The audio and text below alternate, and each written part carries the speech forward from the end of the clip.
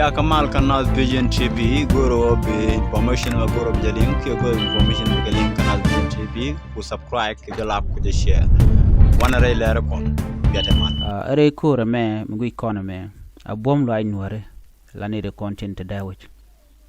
shi kwar tala kwar mi shimu gana latka kon e ko la nuare atu na 2013 me kor me to go juba ne shi konen wure wur kana ka juba wona re do nuare shuna jien shuna wa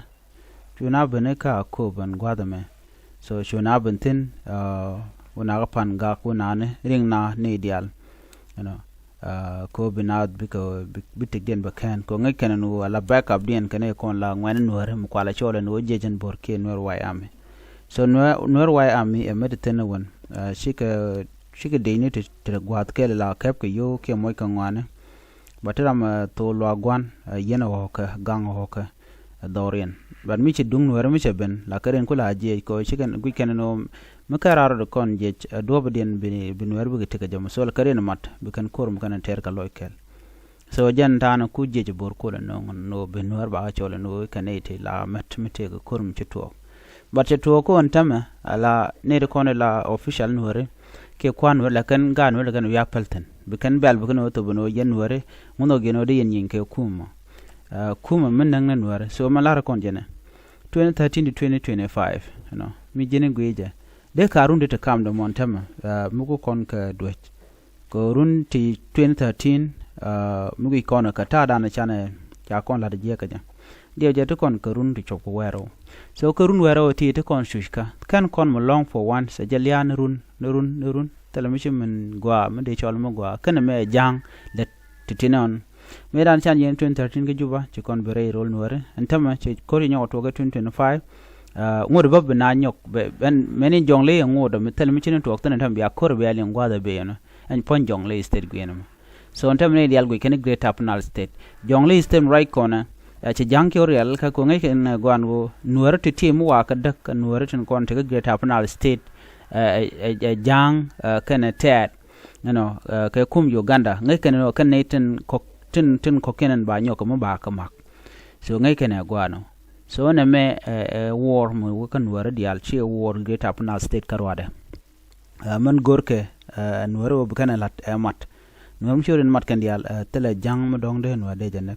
so man tere jang kan ne area dun ki doruna ne kana ne maje wojoro dun so jenan ko faitel ndo dien so changuen median konen post online jeno yena ngum penin kuma wa manen wara kon lan wer wew tin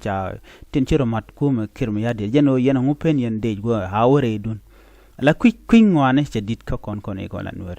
mi gui kon ta dan tana gade kwin ngwane che dit ka kon no ko tele ne te de no no de darbin gaka no bukan laro yene ngum sia de sia jab okay how adobedien me de jab ke jamona de kul jabe de re doan wer ba gan wer ba ko nak me ngayena mo ku kan karep doy ken na bang lora bang nan kan tol bo ko bom adobedien de kum de kul jabe on okay adobedien de jabe re wo nore so na mo gore gwen mo gwa ki gwen mo chong no de kon gwi ko ne de ti gor kanu nakan kon but nuari akene den kon ken ta ndana beje latke ne ti ken kana konen anu jang la den man gor kana already ka kon nuari gor kana do dan en biko kon nakaje there's no other way kake okay malet kana so mugui ko dan no telecom lot kon nuar na me mf doaran okay mf doaran kone kon lanwer ala apanal me keliu adoran okay apanal abeka jen jongle awake unity sianen neme adoran keliu so andoran mup kwa kon la nektin ene dijen niki kotoria ko njubate ne kotoria ne ntongami bika de bukan realaka ba jang ti you know jang leg state especially jang leg state ana kana jang western bargazalati dun western bargazal chicken no kuno mana latka awak ju harab state you know awak no western bargazal ko ne ti kana kona na ka kirmi yadi roina kana ko nan kwale use o biga nyen kanga big nyin kan were yo bu kon ter bu kon ko jek ka greater panal somewhere here so bu kon go jek ko gwan mo then ba ne de ti shal ke pibore ne ala murlene kane ko murlente kel ka ti chwal ga ti en o anyo kan yal ba ka use kan eti ko bu go nyin kan an bu go nyin kan wore ne diala ti start from here ne tin bu kan widen bu kan loy gwadama ka unit state ne tin loy kan widen gwadama all these people all of them are against Nuer kan dial okay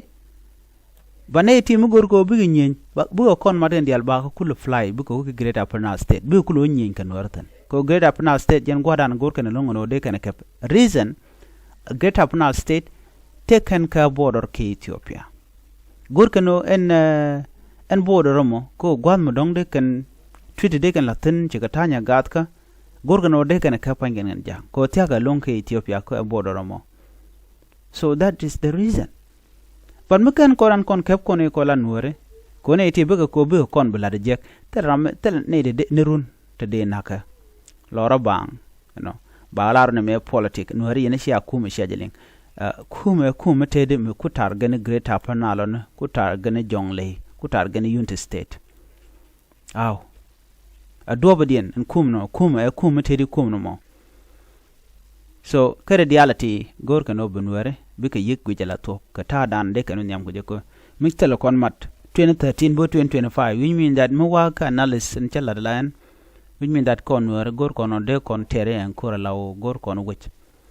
ko do not cha movement already need to cooperate tenaka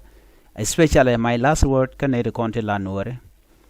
ala need content ban target this time bika kan ne kon la kwan Nuer ko kan need content yongo kon ka tidien ka tika power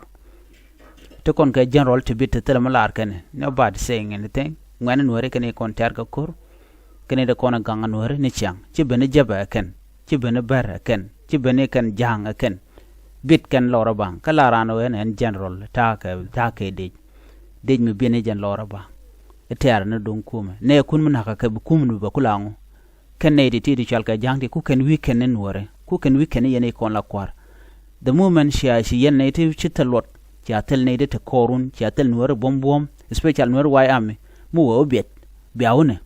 chang ne jono ma shabdeten mal kala ma shabdeten en goto kon yen tan shabdeten all of you but mission Nuer ti young men ti to talk on tama gankan Nuer ke churian mat yes I believe that thing churo ger ko shingwan Nuer tama chikenin kene ko la Nuer ko ken future ko kon future lat future Nuer so mekan kon chara ko do bran banu nyam guje we dan kon Nuer betalot gor ko raj gor kon kor anything med lat ko wi mo de kon lat ko ban doran ban yikula gang jeben ko raj ban roj